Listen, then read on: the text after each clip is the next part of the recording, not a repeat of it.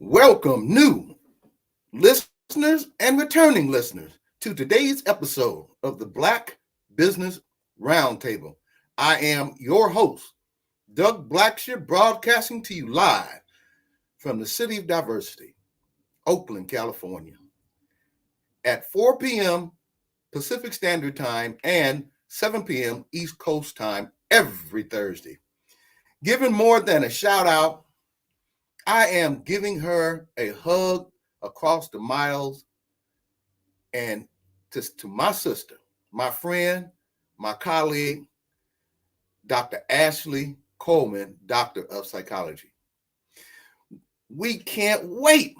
We can't wait to get some of that psychological therapeutic healing my sister and mental health consultant guru will give to us when she returns. Our guest today, and it's going to be a fireball day today. Our guest today is Mr. Jabari J. Herbert, President and Chairman of Focon Incorporated, and a 25-year veteran of the real estate development industry. Audience, did you or did anyone you know experience that solar eclipse? Let me tell you something. It was amazing. It was truly amazing. My family, who lives in Arkansas, had a front yard seat of that clip that went directly over path, the Totality Solar Eclipse. This eclipse passed over my family's ancestry home in Arkansas, and my relatives put their chairs out in the yard where there is little light pollution due to being on 20 acres of good country living. Let me tell you something. They said that the street lights came on back there because it got so dark. So if you get a chance, Google it and check it out. But it was an amazing sight down there in Arkansas for the Totality Eclipse and for people to get involved to see it. Celebrating this month courtesy of National Day Calendar. Their website is nationaldaycalendar.com/.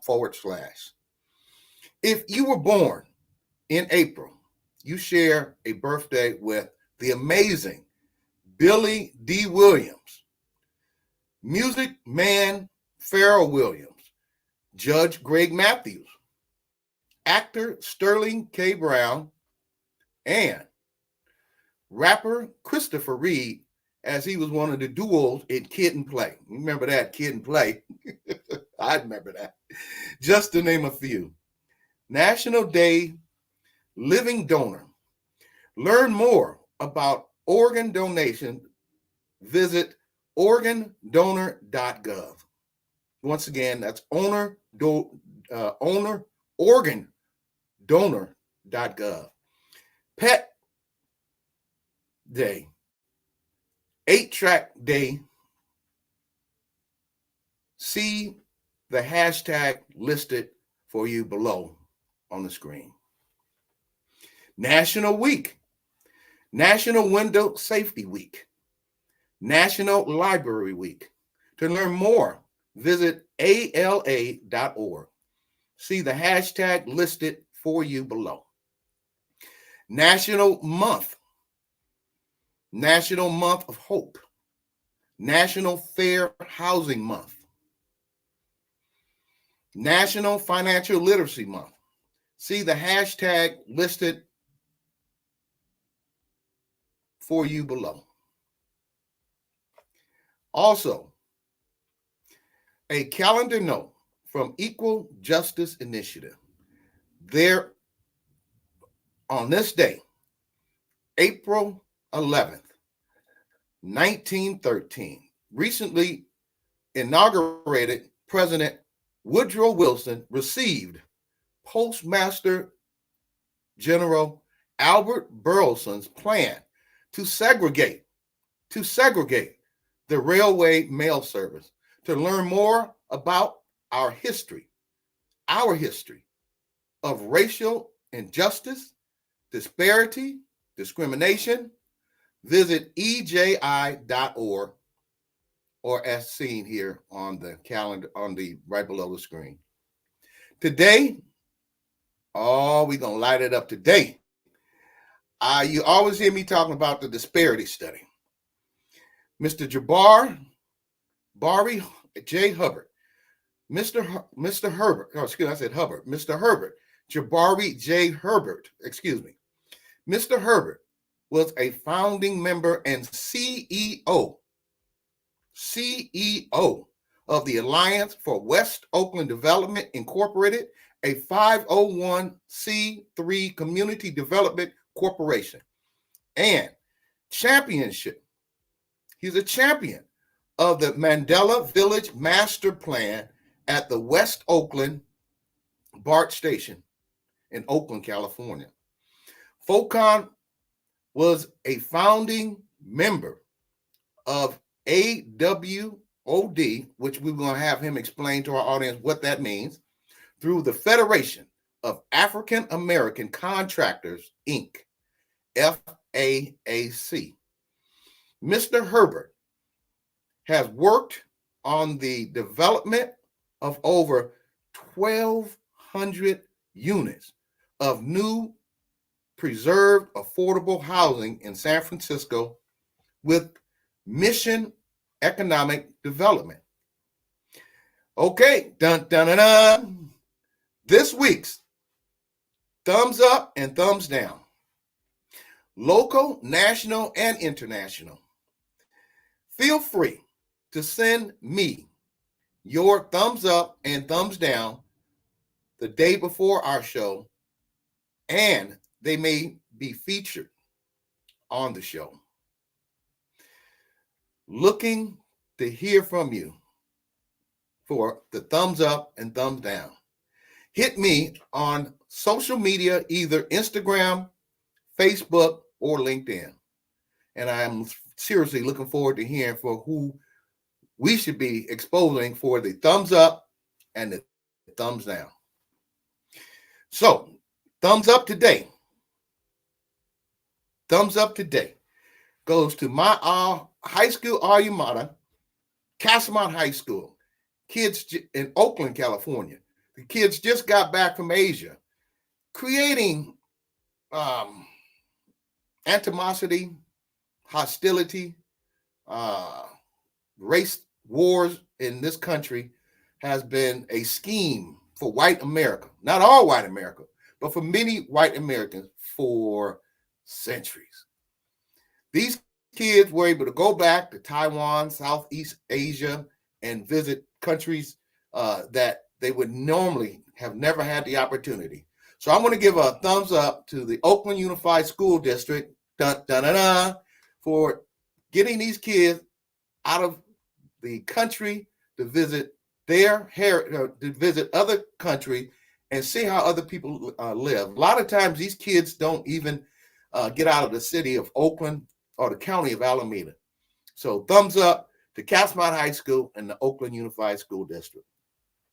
This week's thumbs down go to and we got two. The first is the Martinez, California, where the teachers are trying to get a reasonable wage increase, and the unions are fighting Martinez School District so that these teachers can get a livable wage increase. The Martinez School District is only given a 3%. That is drops in the bucket. And the other school districts have been given anywhere from 8 to 13%. So Martinez, you ought to be ashamed of yourself. Shame, shame, shame. And this week's thumbs down goes to white America who supports Captain Bullshit. Yes, I said it, Captain Bullshit. And that's the orange man, Trump Thump. Captain Bullshit is a master of nothing. He is under so many indictments. He has destroyed the belief that this country could be a great country.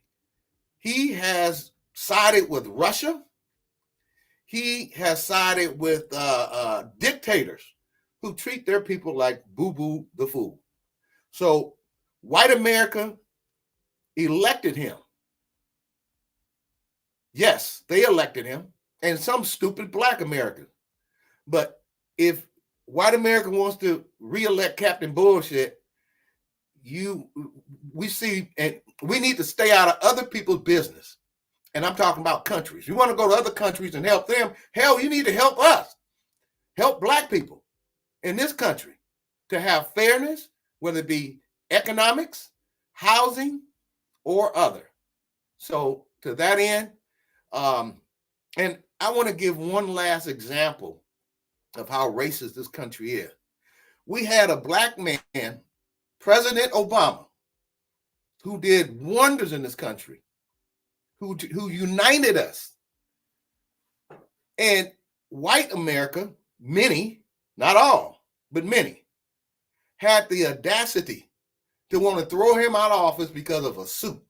And you got a crook, Captain Bullshit, who's master of nothing, who has done nothing for the other than himself and rich cronies. So that is my thumbs down for today. Now, I see my guest is backstage. So this is going to be a high-powered show today. This brother, I've known him over the years, and I'm glad he took time to come on to the show. Audience, although Jabari's professional plate is very full, he finds time to give back as a civic member of a number of organizations, including Kappa Alpha Psi, Bay Area 100 Black Men, Friendship Christian Center International, Mission Economic Development Agency. He holds a Bachelor of Science in Biblical Studies from Friends International University. So, audience, let's welcome first time brother Jabari J. Herbert to the Black Business Roundtable.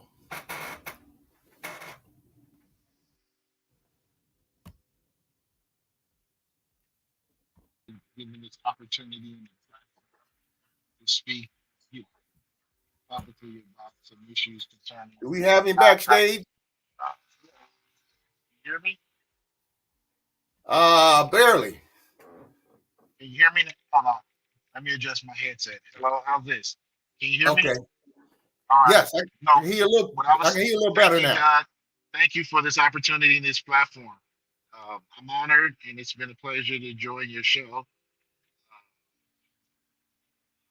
Well, we have an opportunity, audience, to hear what's going on in America, what's going on here in California, County of Alameda, City of Oakland, and we have the opportunity to have a brother on who can explain the diversity, equity, and inclusion process, or lack of.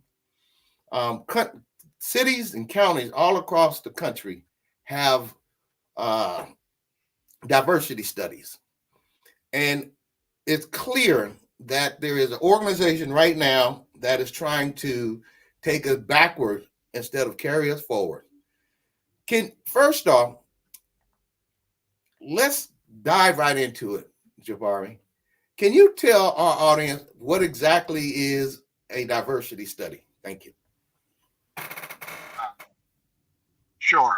And it's ironic that we're having this conversation today, the same day that marked the passing of O.J. Simpson. And I think most of America can think, if you were alive and can think back to 1995, it was the O.J. trial that sort of led way to Warren Connolly and the anti-affirmative action movement that swept across California, targeted at the UC schools around admissions, but subsequently affected every area of contracting or every area where there was some race-based preference. So since that 209 passage in California, in order to have any contracting that's based on race, there has to be a disparity study um, commissioned and completed that shows that there is a disparity based on race. And what Oakland has done, they've commissioned studies since 1996, I believe, and yet none of them have been produced. So Excuse now, me, Jabari. Um, yes, we're having some of the audience saying they can barely hear you. Can you get the speaker closer to you? So, because what you're saying is okay. invaluable, Hello, and I how's want. this? Can you hear me now? Testing. It sounds like you're in a vacuum.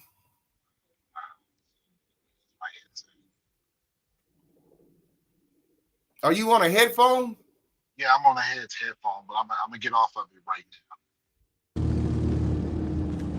Okay, can you hear me? Oh man, yeah. Now, can Much you go better. back Yeah. and explain that diverse? Because what you're saying, Oakland is just like Boston or Baltimore, Chicago, some spots of Atlanta, all across this country where they're doing this disparity study, but they're not doing nothing with the disparity. It clearly indicates that there is a disparity with Black people getting government contract, private contract. So can you start all over and explain what a disparity study is? Thank you, sir. Yeah. So I said it was ironic that we're having this conversation in this podcast on the day that O.J. Simpson passed away. It was his victory in the trial, the murder trial, that led to sweeping across America the removal of a lot of benefits and privilege, as well as affirmative action. That was led by Ward Connolly in California, targeting the UC admission. All of any affirmative action, any race-based program, because of the passage of Proposition 209, was ended in California. And as California led, as always, it led the entire nation to ending affirmative action. What is mandated was that if there was disparity based on race, you needed to have completed a disparity study. Well, since 1996-97, Oakland has commissioned the disparity study. Mind you, during these period, the majority population was African American in Oakland, and that was the only city in California where that existed. Um, However, the problem has been the disparity studies have always been, for lack of a better word, they've been set upon and not published publicly, not released. The final drafting that would allow the recommendation for race-based contracting. I think the last iteration was done during the previous administration. The mayor was sort of forced. The former mayor was sort of forced to release a disparity study that showed that out of all of the contracts given throughout the city of Oakland, Blacks are only receiving 2% of those contracts. Though we make up at least, if not a third, 25% of the population, but we don't receive 25% or even a third of the contract. What it showed was that there was only 2% of the contract, essentially less than $100,000 allocated in contracts to Black contractors in the city of Oakland, which was a chocolate city prior to 2009 and the end of affirmative action. Can you, two questions here. Can you tell our audience how much money is spent on government contracting in the city of Oakland? I don't have the direct figure, but it's over. Oh, that's okay. I got it for you. It's $500 million. I thought it was 500 million. Correct. Yes, Correct. that's So right. yeah, out of 500 million, what that math equates to, we're getting less than $1 million at 2%. Wow. Yeah. And No, 10 million. What is Proposition 209? That was the proposition that in 1996 ended race-based preference contract in any affirmative action throughout California. And within a year, and all of this came at the end of the trial of O.J. Simpson. This was within a year. There was no more welfare. There was no more affirmative action. Any program, any advance by blacks in America seemed like it was wiped out with the subsequent victory of OJ's trial, a murder trial, his being declared um, innocent. And I think America never got over the image of the students at Howard University celebrating the not guilty verdict that was handed across. And subsequently, we suffered throughout America as a race of people. We lost any advances that were made through the 60s and 70s, subsequently with the not guilty verdict of the OJ murder. Can you Seeing that tell? he dies today, and we're having a conversation about a program that wiped out any of the advancements of blacks in America. Can you tell this audience how that negatively affects black economics? Two points. First off, when you go to government to get a government contracting, since there is no more diversity, equity, and inclusion, the disparity study, they threw that out the window. They just spend the money on the study, but they don't do nothing with it first. Well, you Second, have to produce the study. You have to get it. You have to have council adopt the study with the recommendation. There's recommendations in the study that deals with leveling back out the playing field and making it equitable when it comes to contracting, specifically in Oakland. However, if the study isn't released and if it's not adopted by the city council, none of those recommendations go into effect, and we're left with another decade of unfair contracting preferences, where it's already been shown that contractors, general contractors, they bring in subs based on their affinity groups. Okay, so that it's being if it's shown that 99 or 90% of the contracts are going to majority white firms, those firms are not bringing in small local black firms to work as subcontractors. That was why there's a need of disparity study, and the disparity study proves that you do need these race-based programs to level out the playing field, to make it more equitable in the area of contracting in the city of Oakland. and also tell this audience how white men are getting around not using black companies by getting their wives and sisters certified. Thank you.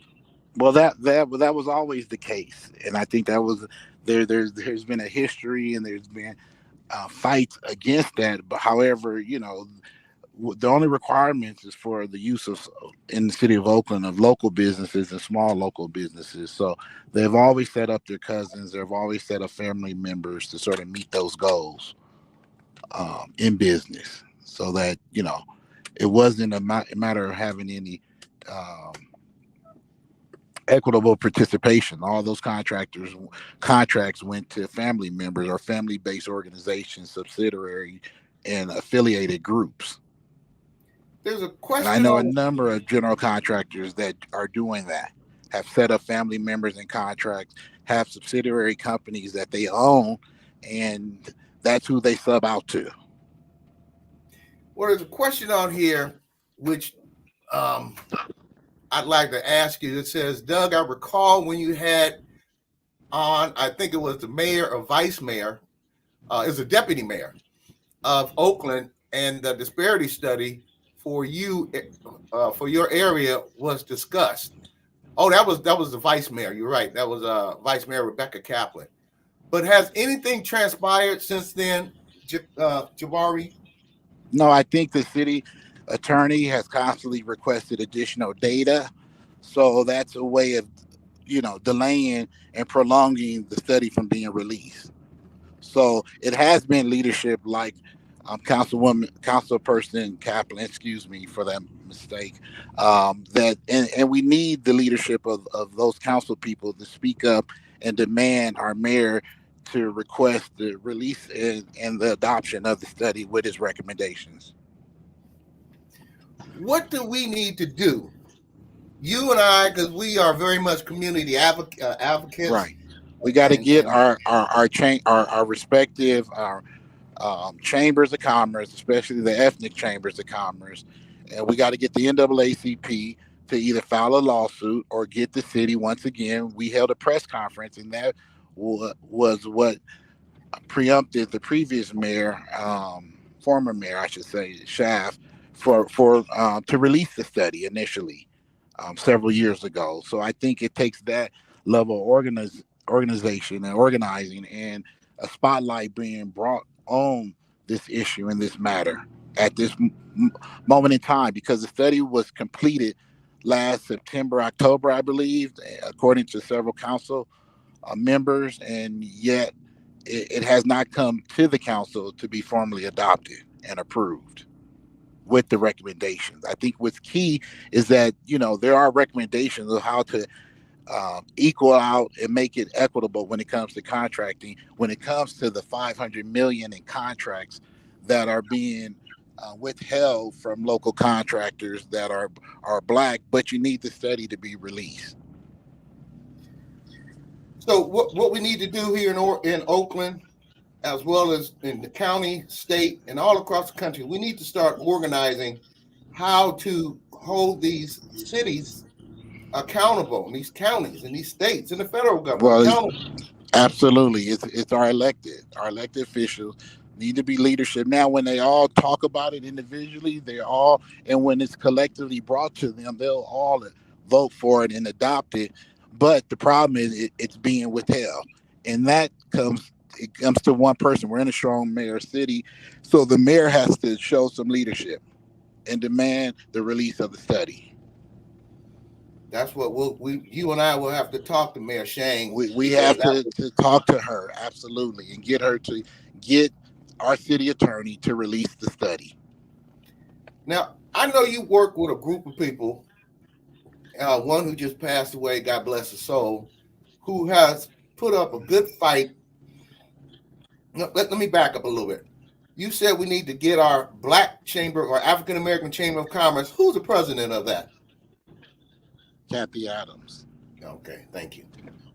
So we need to get together and start organizing. Now, I got to say this, but just before you got on the show, and this goes to the heart of this country, and I'm not saying all white people, but those of you who are racist, you know who you are.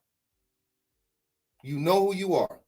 So to that end, we got a Captain Bullshit, a master of nothing, an orange man who sides with dictators like Putin, and we pray.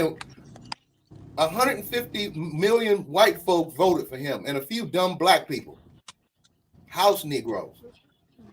But we had Barack Obama, ex-president Barack Obama, who they wanted to get rid of him for wearing a suit that they thought was inappropriate.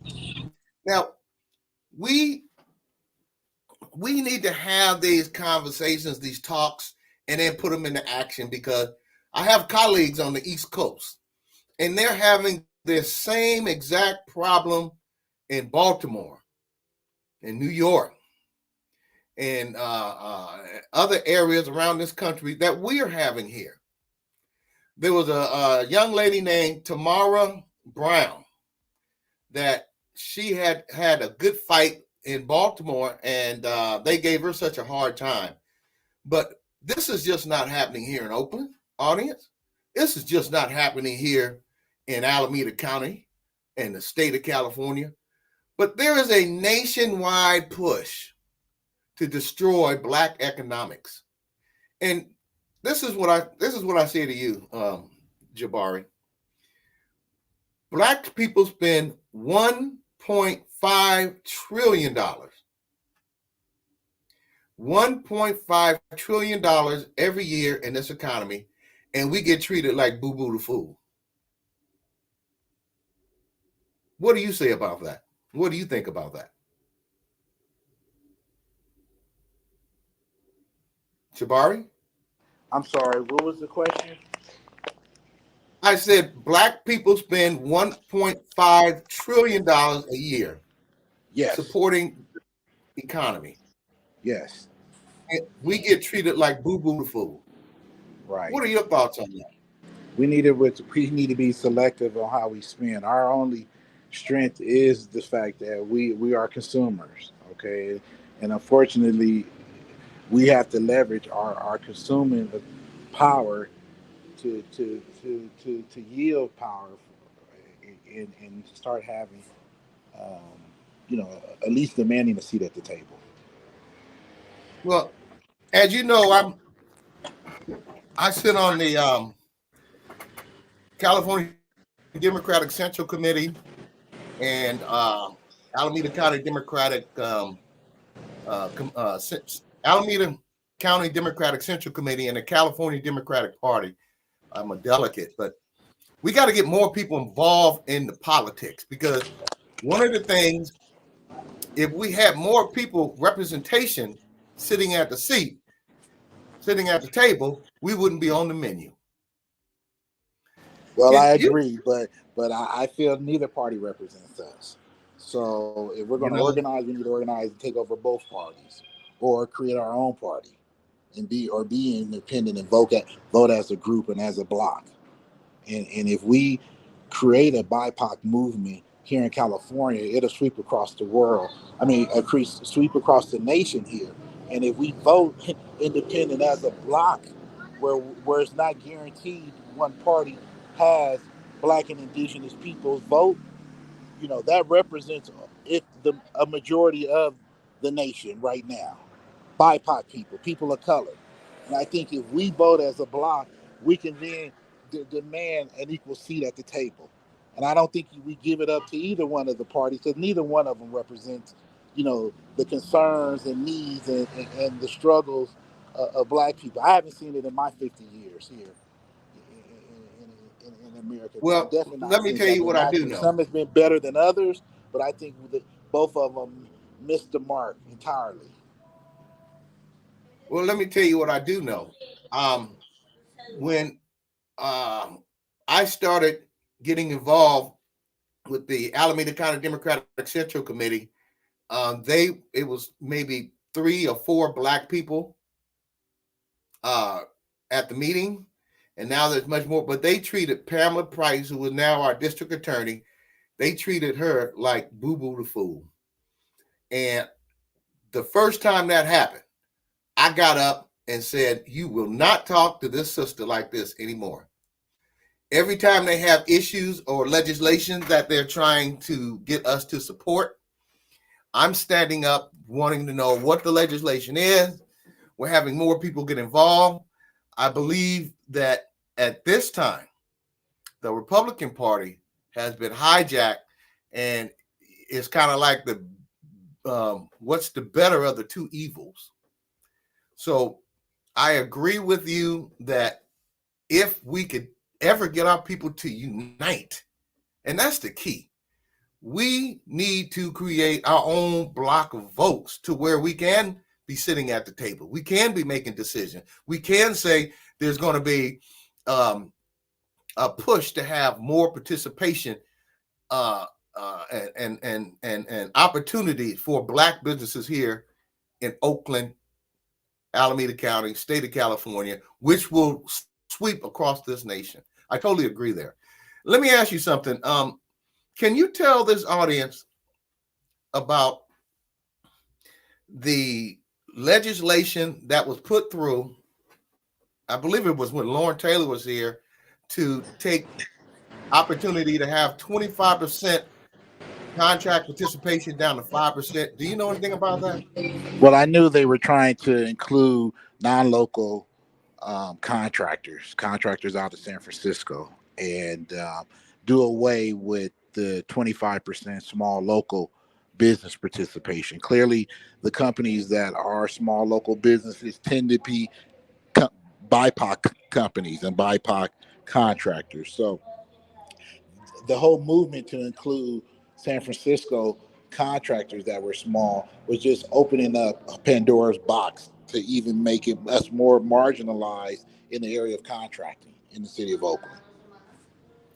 And how would that directly affect the small Black businesses here in Oakland? We would go from 2% of the contracts to probably 0%. So, in your opinion, that's not a good idea. No, it's a terrible idea. And if San Francisco doesn't does not create the same benefit for being a small Oakland contractor, then what you're doing is creating a policy that damages and harms local contractors, local residents, local businesses in the city of Oakland that are paying taxes. You're giving the same benefit to non-local tax-based companies. Now, I just seen a And letter. it's not. Oh, go ahead. No, go ahead, please. Were you going to say something, Jabari? Can you hear me? Jabari, are you there? Hello? Did I lose you? Yeah, there you go. There you go. Okay. Now, as we wrap up this, the economic side, I want to go into the housing part because I was looking at your resume here, which seems to be something just amazing, all the work that you're doing in the community. But in the economic side, what would you suggest we Oakland in the county of Alameda, the state of California, and all across the United States, how with your vast experience of dealing with small businesses, running your own businesses, being a part of with a group of people who have been fighting the good fight, what would be your advice to us now? Now more than ever, we need to stand up and we need to make sure our voices are being heard. We need to call upon the leadership of Oakland to release this disparity study, for example, that will create recommendations and measures to create more disparity, more parity, and more equity in the area of contracting in the city of Oakland. So it's a mile, and I thank you for having this. I thank you for having this forum. Thank you for inviting me to even speak on this issue. And I mean that says a lot to your character and to your integrity as a person, as a businessman, and as a community person. You know, it's much to should be said, and I you know, and I do want to acknowledge he was a champion. You went out. Can you say his name again? Ed Diller. I was Diller. speaking of. Yeah, he was a true champion for Black contractors and was not afraid to speak up on our behalf. And I think, you know, I'm trying to, you know, stand on those shoulders that from the ground that he you know, from the foundation that he created here in Oakland as an advocate. So we need more advocates, and we need the next generation of leadership to start stepping up as well. Okay, let's move over there to a little bit about West Oakland. You are a founding member and CEO of the Alliance for West Oakland Development, Inc., a 501c3 community development corporation. Can you tell us a little bit about that? Yeah, the Alliance was formed in 1999.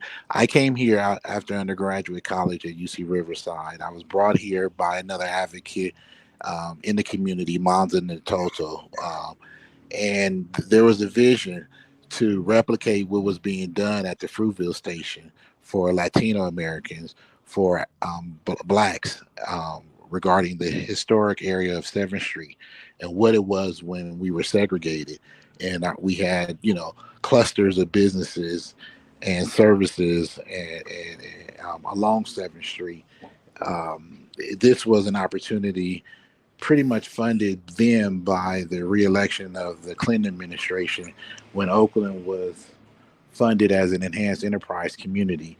It was the realization by several community organizations, including the Federation of African American Contractors, that the industry was moving and shifting to do more design build projects and to sustain Black contractors. It was desired to create the Mandela Village project and have an opportunity where blacks could be developers around the projects around the West Oakland, the historic area in Oakland, along 7th Street. So that's what that has, and it's culminated in Mandela Gateway, Mandela Parkway being renamed, this from Cypress, and a lot of the work from previous activists, Paul Cos, Mazani Toto, Ralph.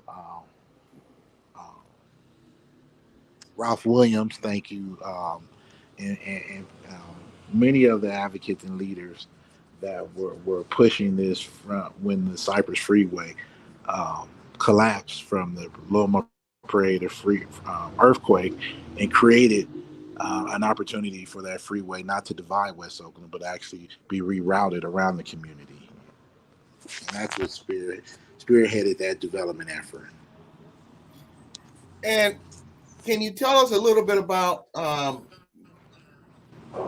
Jabari? You worked on the development of over 1,200 units of new and preserved affordable housing in San Francisco with the Mission Economic Development Agency, MEDA.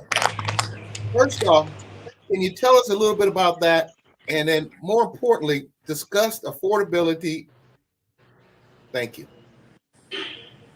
Real quick, yeah, I've served up until last month. I've been a board member for over 20 years with MEDA, the acronym for Mission Economic Development Agency, led by Luis Granados. And they had, I believe, 9 years ago, no, 10 years ago, it would be now, they decided that the greatest need in the Latino community was for affordable housing, and began to do affordable housing, and that's culminated into them now having a portfolio over 2,000 affordable housing units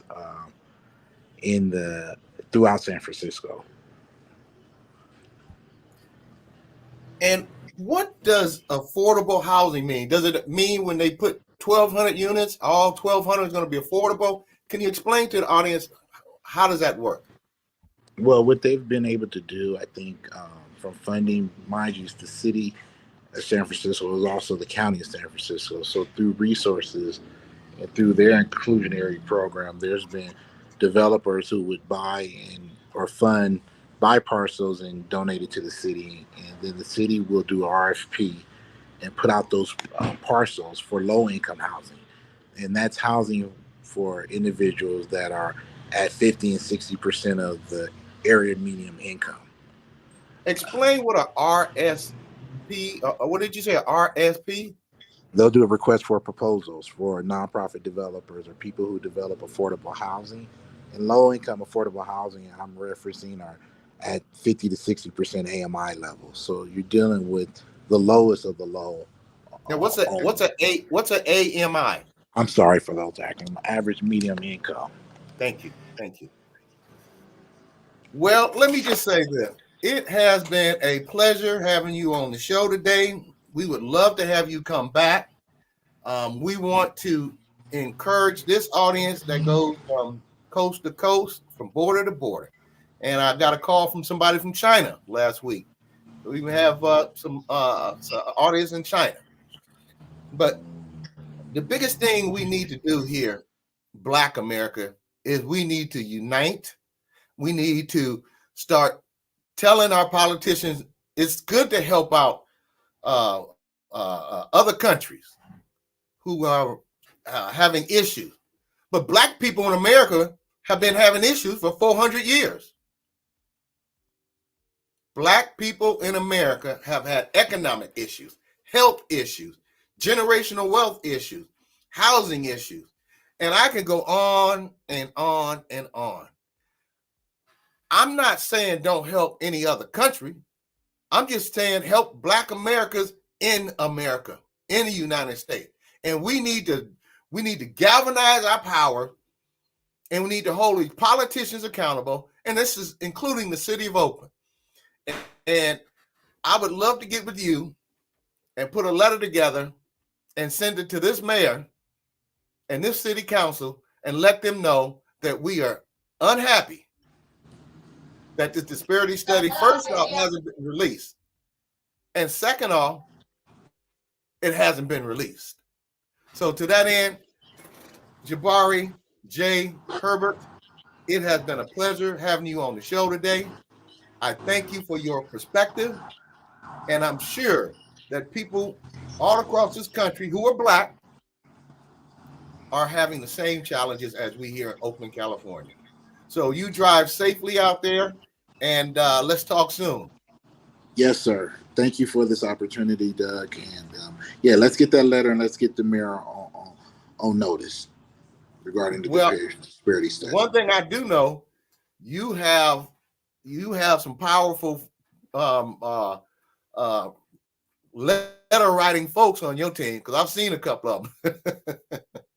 And we need to be clear that if they don't start having more inclusion of Black businesses here in Oakland, because the Hagenberger Quarter is a clear indication that Oakland is sinking like the Titanic, and the mayor's fighting city council. City council is fighting the mayor. City council is fighting city council, and the ship is sinking. The captain and the crew, get your asses together and help us out here in Oakland, California. Jabari, to that note, drive safely, brother. We'll be talking soon. Thank you very much. Well, to that end, folks, that was Brother Jabari J. Herbert, and we appreciate his perspective, and we hope he continues to do the great work that he's doing out there. Thank you to Mr. Donnie Glover for the honor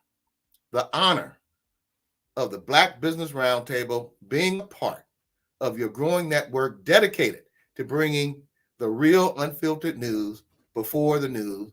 Hashtag BlackUSA.news. Hashtag Donnie Glover. Hashtag BlackUSA.news. DonnieGlover.com. Twitter.com/Donnie Glover.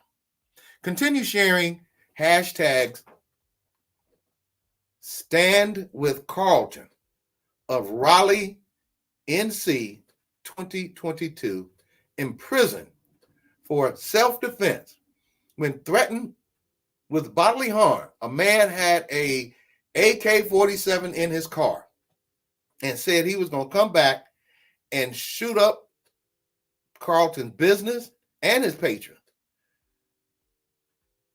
And support hashtag Justice for Enzo, a husky dog in Lodi, California, who was dragged and tased and murdered in the streets of Lodi.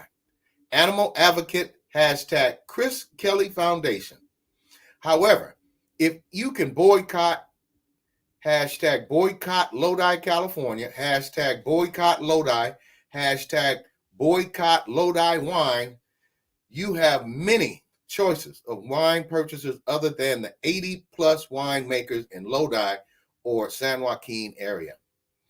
The new series called Lodi, based on a true story in Lodi, California during the 70s, is starring Ewan McGregor, which we want to share filming in Lodi. You will be supporting Lodi police due to needing security for any filming, and they took Enzo's life.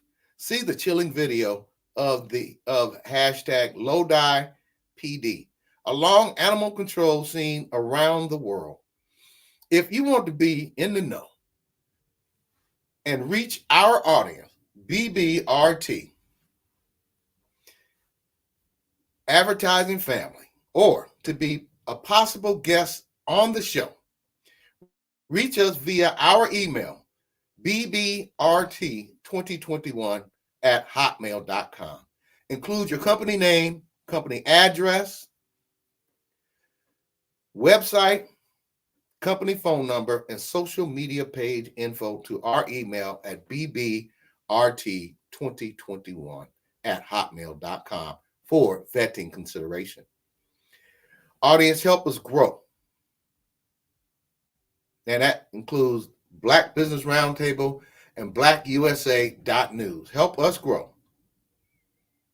Help us grow by sharing our podcast and following us on social media, LinkedIn, Instagram, YouTube, Facebook. Tune in Thursday at 4 p.m. Pacific Standard Time and 7 p.m. East Coast Time on the blackusa.news network on YouTube, Facebook, and live on Instagram. And remember, together, we can listen, we can learn, and we can share, because I know you can. This is Doug Blacksher and Dr. Ashley Coleman returning soon on the Black Business Roundtable. God bless and good night.